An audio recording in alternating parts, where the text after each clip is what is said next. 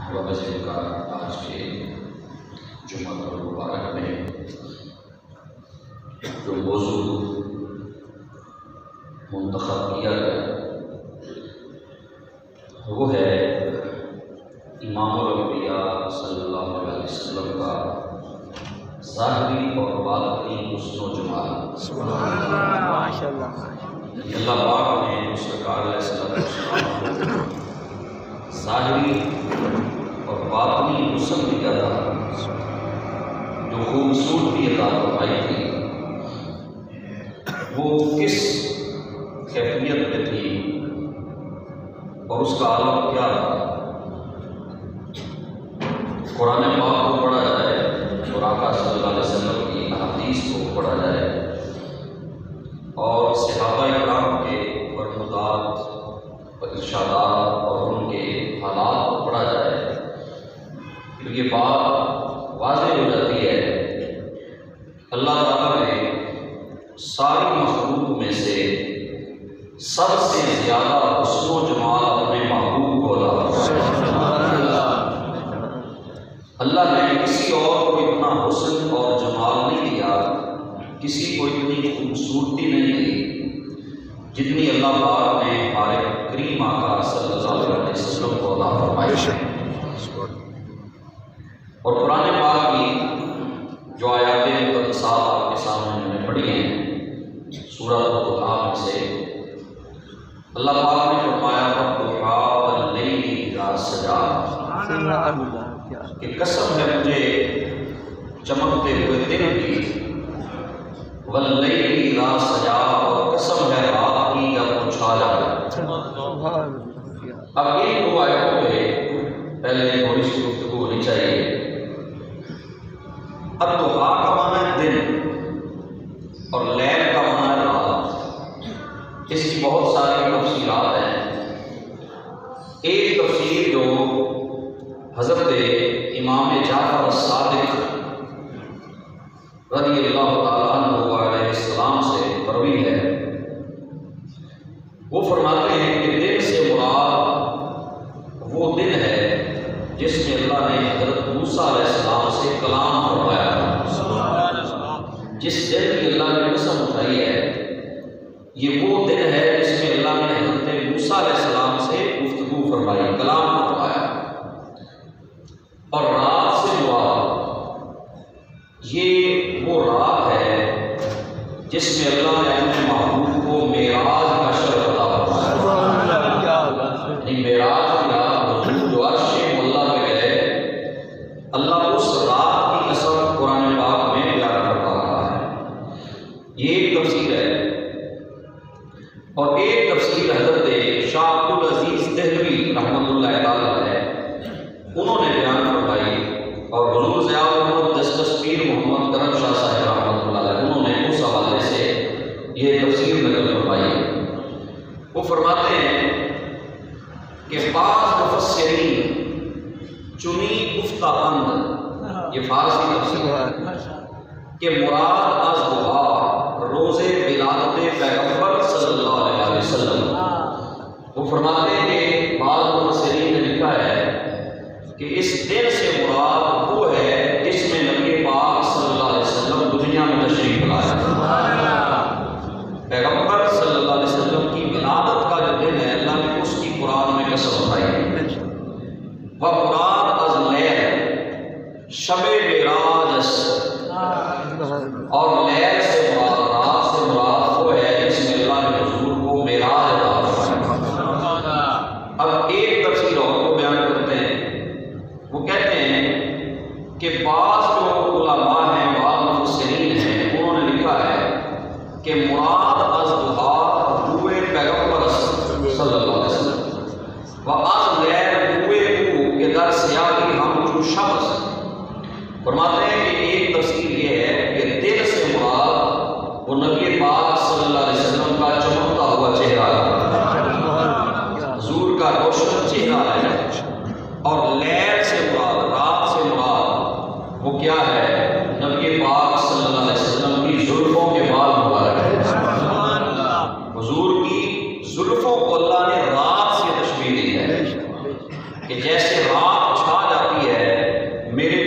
محبوب صلی اللہ علیہ وسلم کی زلفیں ایسی کالی ہیں، اللہ نے رات سے تشبیہ دے کر اپنے محبوب کی زلفوں کا حسن بیان فرمایا، اور دل سے مراد حضور کا چہرہ مبارک ہے۔ اب آپ خود اندازہ لگا لیں کہ جس کے چہرے کی اللہ قسم اٹھا رہا ہے اور جس کی پیاری زلفوں کی اللہ قسم اٹھا رہا ہے، اس کے حسن و جمال کا عالم کیا ہوگا، اس کی خوبصورتی کا عالم کیا ہوگا۔ بنانے والا خود اس کی قسمیں اٹھا رہا ہے، خود کہہ رہا ہے مصطفیٰ تیرے چہرے کی بھی قسم، تیری حسین زلفوں کی بھی قسم۔ حضور کی زلفوں کا بھی تذکرہ اللہ رب العزت نے قرآن میں فرما دیا، اور جنہوں نے حضور کے چہرے کو دیکھا چند مشاہدے ان کے بھی سن لیں۔ جنہوں نے سرکار کے روئے مبارک کی زیارت کی وہ کیا کہتے ہیں؟ حضرت حسان کے بڑے مشہور اشعار ہیں، وَأَحْسَنُ مِنْكَ لَمْ تَرَ عَيْنِي۔ آپ فرماتے ہیں یا رسول اللہ صلی اللہ علیہ وسلم، حضور آپ جیسا حسین میری آنکھ نے دیکھا ہی کوئی، آپ جیسا حسن کا پیکر میری آنکھ نے دیکھا ہی کوئی نہیں۔ حضور دیکھتی کیسے؟ وَأَجْمَلُ مِنْكَ لَمْ تَلِدِ النِّسَاء، سونیا تیرے یا ماں نے جمی کوئی نہیں۔ وَأَجْمَلُ مِنْكَ لَمْ تَلِدِ النِّسَاء، آپ جیسا جمیل کسی ماں نے آج تک جنا نہیں ہے۔ خلقت مبرأ من كل عیب کأنک قد خلقت کما تشاء۔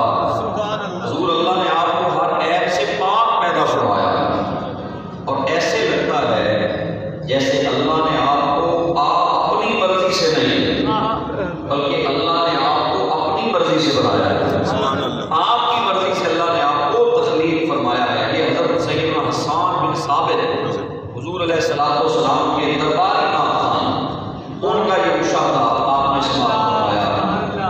اب آئیے سنیے حضرت اماں عائشہ صدیقہ ام المومنین کیا فرماتی ہیں۔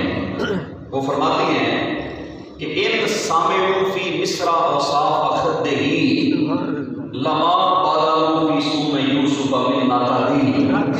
حضرت عائشہ فرماتی ہیں کہ جنہوں نے حضرت یوسف کی بولیاں لگائی تھی نا مصر میں، اگر وہ سرکار کا حسن سن لیتے، دیکھتے نہیں صرف سن لیتے، لما بادلوا فی سوم یوسف من ناتادی، تو حضرت یوسف کی بولیاں نہ لگاتے، حضرت یوسف کی بولیاں نہ لگاتے، بلکہ میرے نبی کا حسن سن کے میرے آقا کے عاشق ہو جاتے، میرے آقا کے دیوانے ہو جاتے۔ اور لما زلیخا لو رأینا جبینہ لأثرنا بقطع القلوب علی الایدی۔ یہ شعر اس سے بھی اعلیٰ پائے گا کہ جن عورتوں نے حضرت یوسف کو دیکھ کر ہاتھوں پہ چھریاں چلائی، جن عورتوں نے جناب یوسف کو دیکھا ہاتھوں پہ چھریاں چلائیں، اگر وہ میرے آقا کی پیشانی مبارک دیکھ لیتے، پورا چہرہ نہیں صرف حضور کی پیشانی مبارک دیکھ لیتی، تو وہ ہاتھوں پہ چھریاں نہ چلاتے ہیں بلکہ میرے نبی کی پیشانی دیکھ کر اپنے دلوں میں چھریاں چلاتے ہیں۔ اللہ نے یہ حسن میرے کریم آقا کی صرف پیشانی مبارک کو عطا فرمایا تھا کہ حسن یوسف پہ کٹی مصر میں انگشت زنا۔ حضرت کہتے ہیں کہ حسن یوسف پہ کٹی مصر میں انگشت زنا، سر کٹاتے ہیں تیرے نام پہ مردان عرب۔ وہاں انگلیاں کٹی تھی، وہاں آج تک سر کٹ رہے، یہاں لوگوں نے جانیں قربان کر دی میرے کریم آقا صلی اللہ علیہ وسلم کی عظمت پر، انہوں نے دیکھ کر کاٹی تھی، میرے آقا کو دیکھ کر نہیں بلکہ حضور کے نام سے غائبانہ محبت میں لوگوں نے جانیں قربان کر دی۔ دل دیکھے فدا ہے ہر کوئی، دیدار کا عالم کیا ہوگا۔ سرکار کا حسن سن کے دنیا دیوانی ہے، دل دیکھے فدا ہے ہر کوئی، دیدار کا عالم کیا ہوگا۔ جب حسن کا ان کا جلوہ نما، انوار کا عالم کیا ہوگا۔ ایک سمت صدیق، ایک سمت عمر، ایک سمت عثمان، ایک سمت علی، ان جگمگ جگمگ تاروں میں مہتاب کا عالم کیا ہوگا۔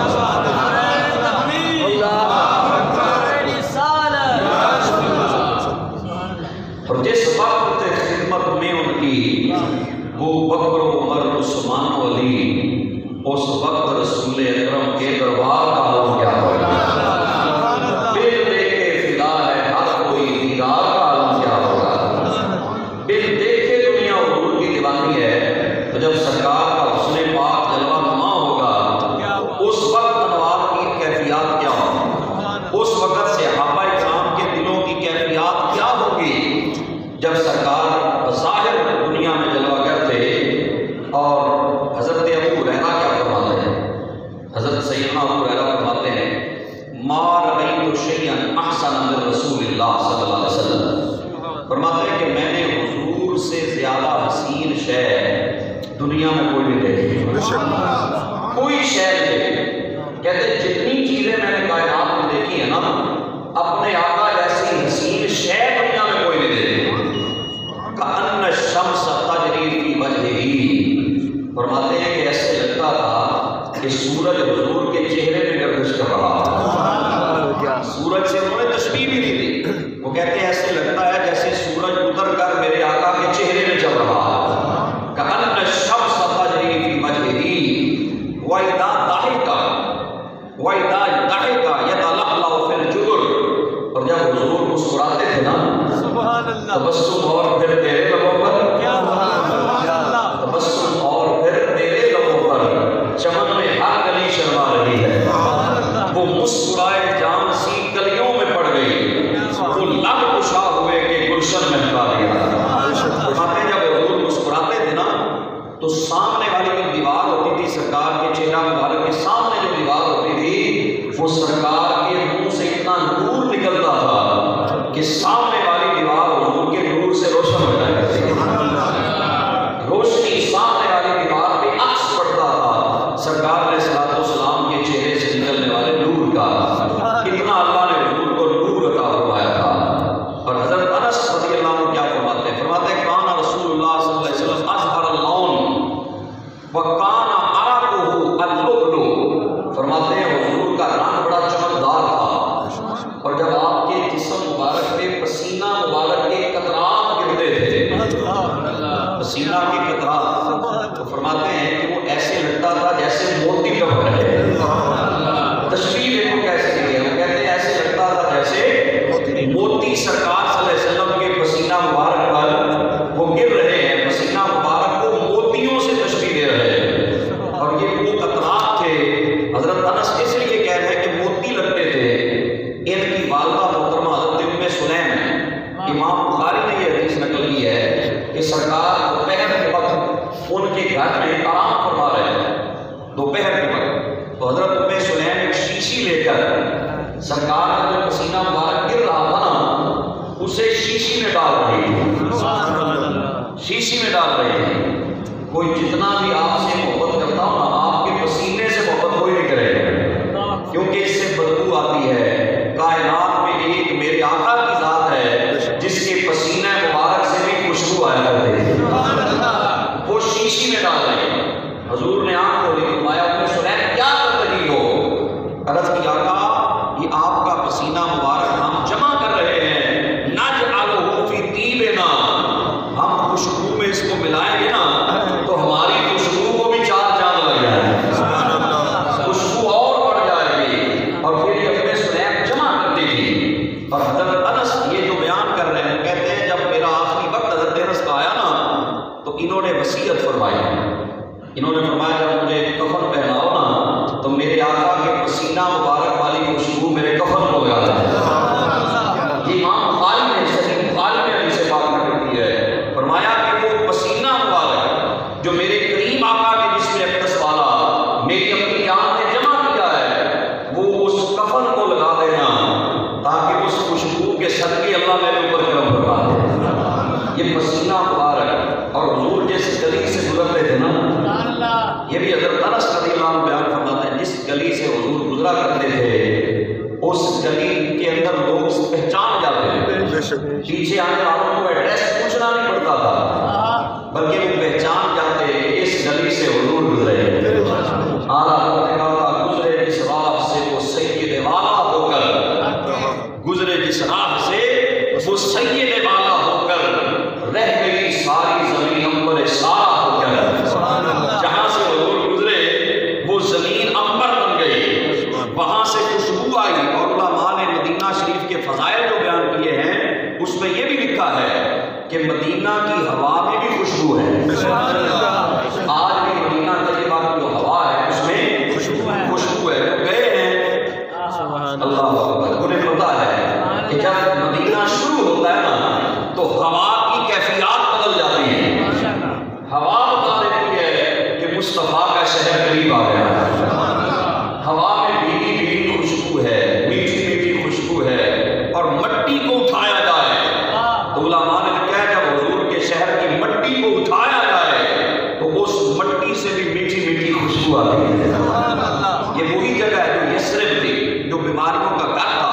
جو یہاں آتا بیمار ہو جاتا، لیکن بطیب رسول اللہ صلی اللہ علیہ وسلم طاب نسیمها، عربی شاعر نے کہا ہے بطیب رسول اللہ طاب نسیمها فمل مسک والکافور والسندل الرطب، کہتے ہیں مدینے میں جب حضور نے قدم رکھا تو سرکار کی خوشبو سے مدینہ کی ہوائیں بھی خوشبودار ہو گئی۔ مدینہ کی ہوا میں آج بھی خوشبو آتی ہے۔ کہتے ہیں وہاں کستوری کیا ہے، وہاں کافور کیا ہے، وہاں سندل کیا ہے، ارے دنیا کی خوشبوؤں کی وہاں اوقات کیا ہے جہاں مصطفیٰ کے پسینے کی خوشبو آتی ہے۔ ایک صحابی آیا عرض کی یا رسول اللہ صلی اللہ علیہ وسلم حضور میری بیٹی کی شادی ہے، دلہن بنانا ہے اس کو، آقا خوشبو نہیں مل رہی مارکیٹ سے۔ سرکار نے فرمایا یہ کون سی گھبرانے والی بات ہے، پسینہ مبارک تھوڑا سا حضور نے ایسے کیا شیشی میں ڈالا، فرمایا جاؤ اپنی بیٹی کو لگا دو۔ بیٹی کو لگا دیا گیا، اور جب وہ پسینہ مبارک لگایا گیا تو کہتے ہیں ان کے گھر سے اتنی خوشبوئیں آتی تھی کہ اس گھر کا نام صحابہ نے رکھا تھا بیت المتطیبین، خوشبو والوں کا گھر، خوشبو والوں کا گھر۔ لوگ کسی کے پوچھنا ہوتا نا کس کے گھر جانا ہے، وہ کہتے ہیں خوشبو والوں کے گھر جانا ہے۔ اور اس بچی جس کو دلہن کو حضور نے خوشبو کے لیے اپنا پسینہ مبارک دیا تھا، اس کی نسل میں سے 7 پشتوں تک جو بھی بچہ پیدا ہوتا تھا اس کے جسم سے میرے نبی کے پسینے کی خوشبو آ جاتی ہے۔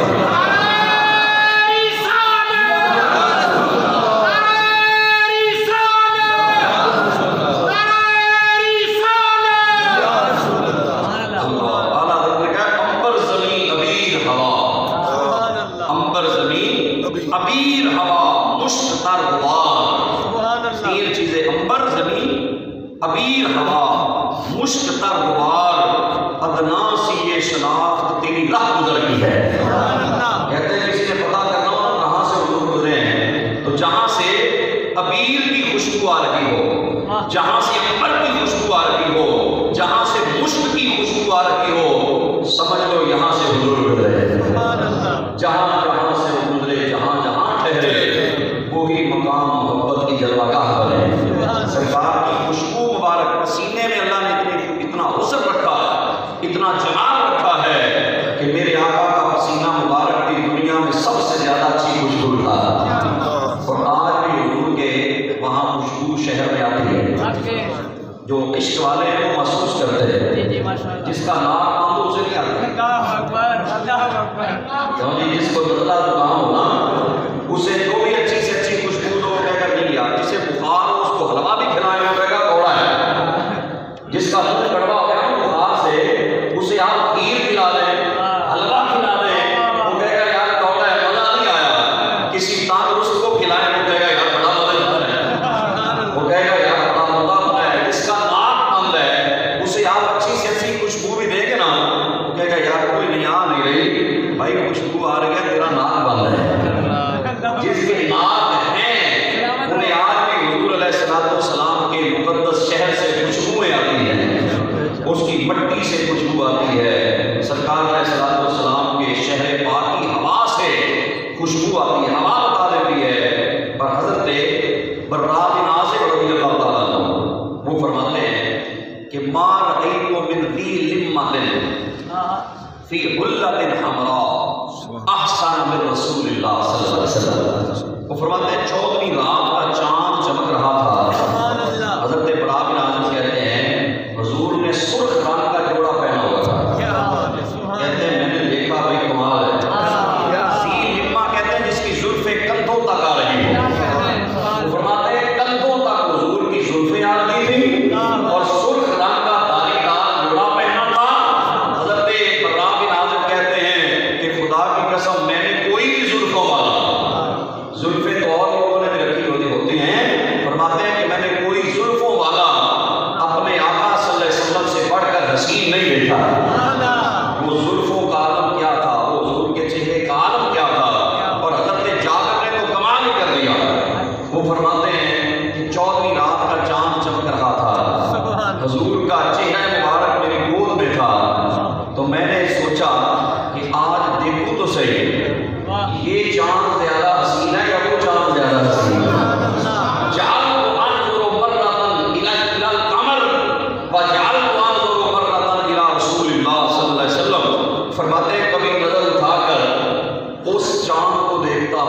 کس چاند کو دیکھتا؟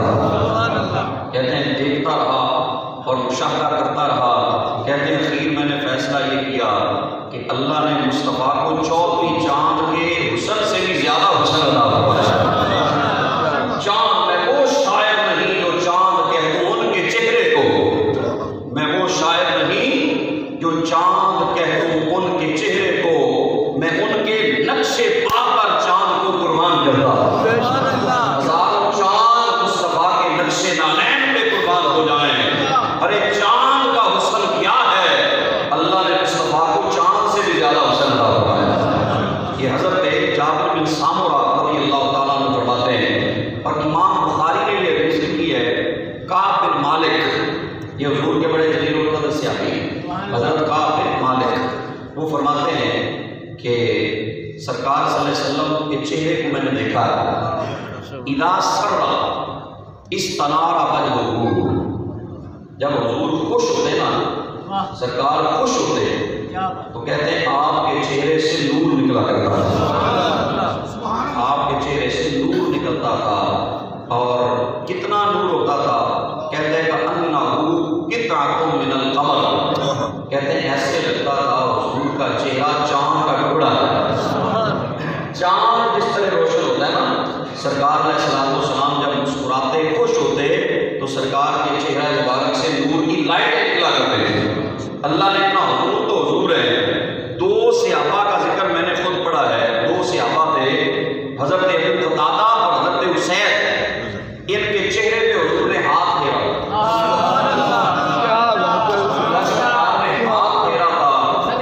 سیرت نگاروں نے لکھا ہے کہ دونوں صحابی ان کی یہ کرامت تھی اور رسول اللہ کا معجزہ تھا، جب یہ کسی اندھیرے کمرے میں داخل ہوتے تو وہاں چراغ جلانے کی ضرورت نہیں رہتی تھی، ایک کے چہرے سے اتنا نور نکلتا تھا کمرہ روشن ہو جایا کرتا تھا۔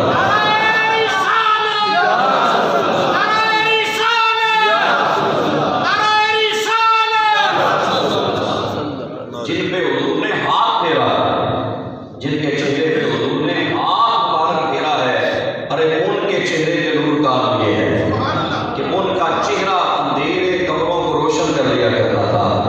اور ایک صحابی حضرت ابو قرصافہ رضی اللہ عنہ، حضرت ابو قرصافہ، بڑا پیارا واقعہ ہے، یہ کہتے ہیں میں یتیم تھا اور میری والدہ تھی اور ایک میری خالہ، دونوں اکٹھی رہتی تھی اور میں اکیلا ان کا جو ہے کفالت کرنے والا تھا، بکریاں چرایا کرتا سارا دن۔ تو صبح میں جاتا، یتیمی کی حالت تھی تو ماں بھی اور خالہ بھی کہا کرتی بیٹا ابو قرصافہ بکریاں چرانے جاتے ہو نا تو مکے میں ایک جادوگر ہے، اس سے بچ کے رہنا، وہ سنا ہے لوگوں کا دین بدل دیتا، اس سے بچ کے رہنا۔ وہ کہتے ہیں کہ میں بکریاں چرانے گیا نا تو ایک محفل دیکھی، ایک مجلس دیکھی جس میں حضور جلوہ گر تھے اور ارد گرد صحابہ بیٹھے۔ میرے دل نے کہا یار دیکھو تو صحیح کیا ہے۔ وہ کہتے ہیں جب میں گیا نا اس محفل میں تو بس ایک روز مل گئے تھے سر راہ گزر کہیں، ایک روز مل گئے تھے سر راہ گزر کہیں، پھر دل نے بیٹھنے نہ دیا عمر بھر کہیں، لگ گئی چوٹ محبت والی، لگ گئی چوٹ محبت والی، تے عشق نشے وچ آیا، لگ گئی چوٹ محبت والی، لگ گئی چوٹ محبت والی، تے عشق نشے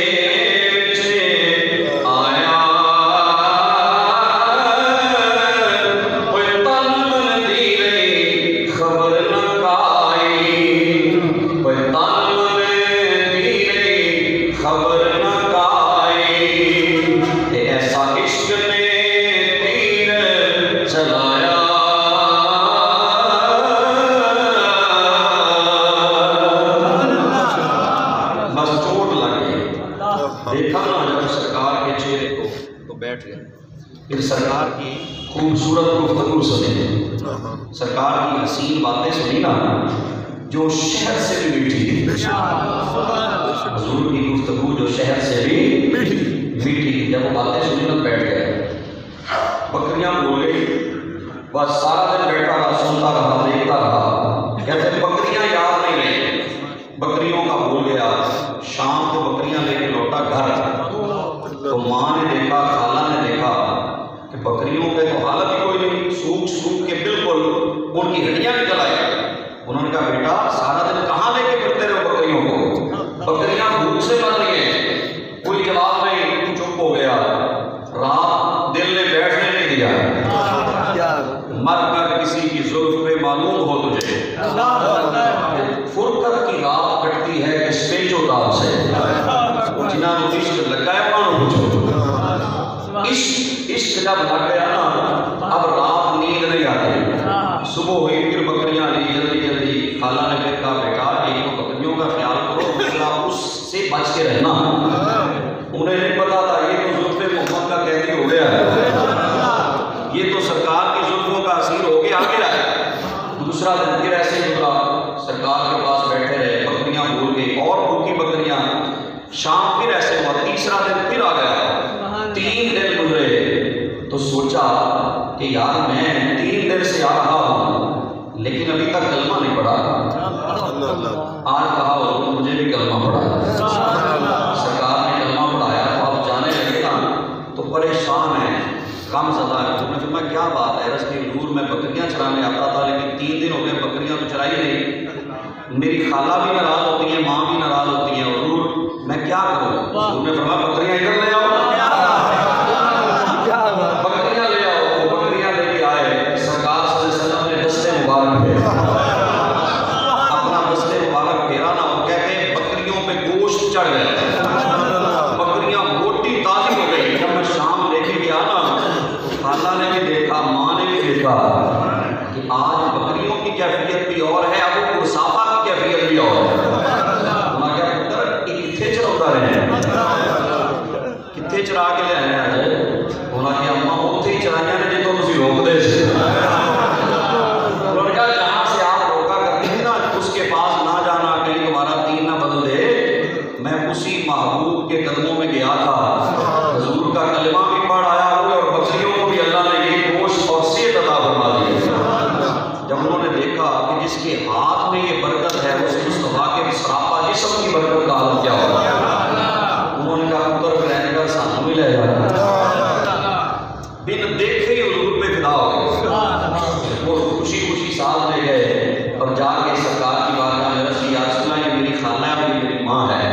حضور علیہ السلام نے انہیں بھی کلمہ پڑھایا اور مسلمان کیا، اسلام کے دائرے میں داخل ہو گئی۔ تو کہتے ہیں جب واپس آ رہی تھی، یہ اب جو میں جہاں تک یہ روایت لے جانا چاہتا تھا وہاں پہنچ گئے ہیں، کہتے ہیں جب وہ واپس آ رہی تھی نا تو میں نے سنا میری ماں اور خالہ دونوں آپس میں گفتگو کر رہے ہیں۔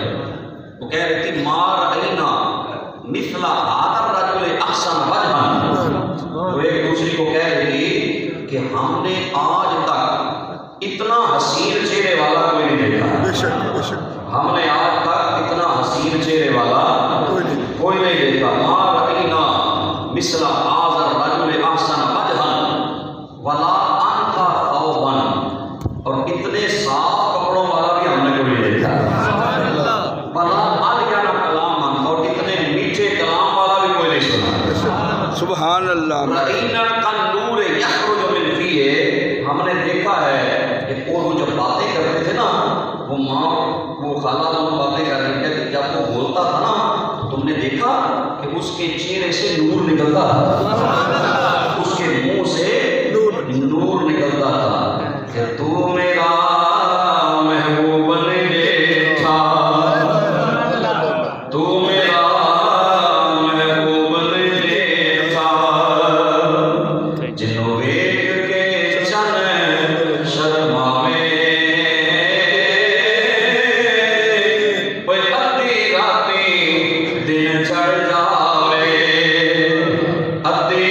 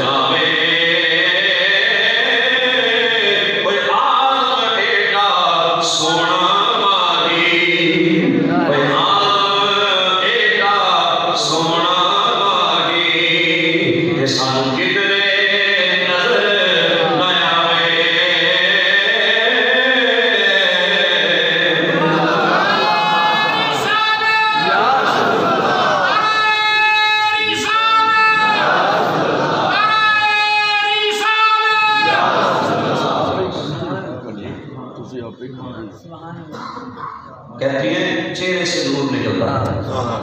حضور کا چہرہ ہی اللہ نے ایسا بنایا. بچپن میں سرکار صلی اللہ علیہ وسلم، یہ آخر میں حضور کے حسن ظاہری اور باطنی کی بات کروں کہ سرکار صلی اللہ علیہ وسلم ابھی بچپن میں تھے. حضور کی عمر مبارک کی 10 سال. کتنی؟ 10 سال. اور مکے میں قحط آ گیا، بارش نہیں ہو رہی تھی. سارے لوگ آپس میں انہوں نے میٹنگ کی مکے والوں نے کہ یار کیا کیا جائے، بارش نہیں ہو رہی. کسی نے کہا لات کے پاس جاؤ، ہمارے بت ہیں. کسی نے کہا منات کے پاس جاؤ، کسی نے کہا عزا کے پاس جاؤ، کسی نے کہا حمل کے پاس جاؤ. 360 جو رکھے ہوئے تھے. کیوں جی؟ یہی تو جہالت تھی. ایک خوبصورت بزرگ ظاہر ہوا، اس نے کہا تم کیوں نہیں جاتے اس کے پاس جو بنی ہاشم کا سردار ہے. ان کا وہ کون ہے؟ ان کا ابو طالب. جاؤ ابو طالب کے پاس، بنی ہاشم کا سردار ہے، جاؤ اس سے جا کے کہو وہ دعا کرے بارش آ جائے. وہ سارے سیدھے جناب ابو طالب کے پاس چلے گئے. جا کے انہوں نے کہا کہ ابو طالب آپ بنی ہاشم کے سردار ہیں، دعا کرے بارش آ جائے. انہوں نے کہا تم چلو میں ابھی آتا ہوں، تم کعبے میں جاؤ میں آتا ہوں. وہ سارے چلے گئے تو جناب ابو طالب نے حضور کی 10 سال کی عمر کی انگلی پکڑی اور لے کے آئے. لا کے نا کعبے کی دیوار کے ساتھ حضور کو بٹھا دیا اور کہا بیٹا دعا کرو. حضور نے ہاتھ جب اٹھائے نا، گورے گورے ہاتھ گورے گورے نے آقا دی آنکھیاں وچ مازار نے گورے. کوئی مثل نہیں جانتی تھی پر رب خود قسم چکے جی چڑھتی جوانی تھی. کوئی مثل نہیں بولن دی جو کر مہر علی تھے جان یہ بولن دی. ہاتھ اٹھائے اور انگلی کا اشارہ فرمایا. جدھر حضور کی انگلی پھری نا وہاں بادل آئے اور بارش برسنا شروع ہو گئی. اتنی بارش ہوئی، ہر پاسے ہریالی، سبزہ، خوشحالی آ گئی، لوگ خوشحال ہو گئے. تو اس وقت جناب ابو طالب نے ایک قصیدہ لکھا، بہت لمبا قصیدہ. اس کے مجھے 3 شعر یاد ہیں، کہو کہ سنا دیں. بہت لمبا یہ قصیدہ ہے، 3-4 صفحے. یہ سیرت ابن ہشام والوں نے لکھے ہیں، 3-4 صفحات ہیں. 1-2-3 عربی چکے ہیں، ہماری زبان کی عربی نہیں ہے تو اس لیے چند اشعار میرے ذہن میں ہیں. پہلا مسئلہ انہوں نے یہ لکھا، حضور صلی اللہ علیہ وسلم کے صدقے سے جب بارش آئی نا، انہوں نے کہا اب یادو یستسقى الغمام بوجهه سمال الیتام وعصمۃ للارامل. انہوں نے کہا یہ ہے گورے رنگ والا، اب یادو سفید رنگ والا سونا. جناب ابو طالب نے کہا یہ ہے سونا نبی. یستسقى الغمام بوجهه، جس کے چہرے کی برکت سے اللہ بارش دیتا. سمال الیتام وعصمۃ للارامل، یہ بیوہ عورتوں کی پناہ گاہ ہے، یتیموں کے لیے سہارا ہے. اور آگے کہا یعوذ بہ اللہ من بنی ہاشم فہم عنده فی نعمت و فوادل. فرمایا کہ جب بھی مصیبت آتی ہے نا تو بنو ہاشم والے پناہ بھی دامن مصطفیٰ میں لیتے ہیں. یعوذ بہ اللہ بنی ہاشم، ہلاکت بنی ہاشم کے جو مجبور لوگ ہیں، جب بھی مصیبت آتی ہے تو اس دروازے پہ آ کے پناہ لیتے ہیں. اور ایک شعر انہوں نے لکھا وشق لہ من اسمہ لیجلہ فذو العرش محمود وہذا محمدی. انہوں نے کہا رب نے دا نام ہی جڑا رکھا ہے نا، نام ہی جڑا رکھا ہے اپنے نام چو کٹ کے رکھا ہے. کیوں؟ اللہ کا نام ہے محمود اور رب نے اس کا نام محمد رکھا صلی اللہ علیہ وسلم. یہ انہوں نے قصیدہ لکھا. اور پھر جب حضور مدینہ میں آئے، مسجد نبوی میں ایک صحابی نے آ کے عرض کی حضور بارش نہیں ہو رہی. اس وقت بھی بارش جب ہوئی، یہ بھی لمبی حدیث ہے، جب بارش ہو گئی تو سرکار نے اس وقت فرمایا کہ آج میرا چچا ہوتا نا تو اس کی آنکھیں ٹھنڈی ہو جاتی. حضور نے فرمایا کیا ہی میرے چاچے نے خوب کہا تھا. صحابہ کسی کو وہ شعر آتے ہیں جو جناب ابو طالب نے لکھے تھے تو مولا علی اٹھ کے کھڑے ہوئے. یا رسول اللہ مجھے آتے ہیں. فرمایا علی پڑھو، تم پڑھو گے ہم تمہارے وہ شعر سنیں گے. پھر مولا علی نے وہ شعر پڑھے اب یادو یستسقى الغمام بوجهه.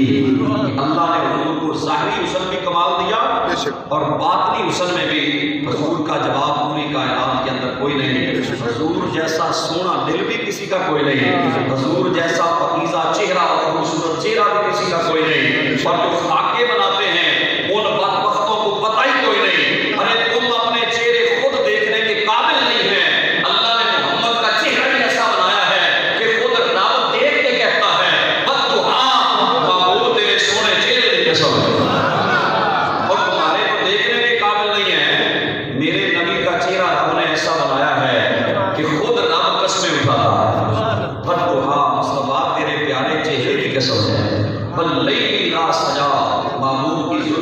قسم جب وہ زلفیں چھا جائیں، اللہ نے سرکار کو ایسا عظیم بنایا، خوبصورت بنایا، ان کو پتہ ہی نہیں، یہ بیچارے اپنی دشمنی میں ڈوبے ہوئے ہیں۔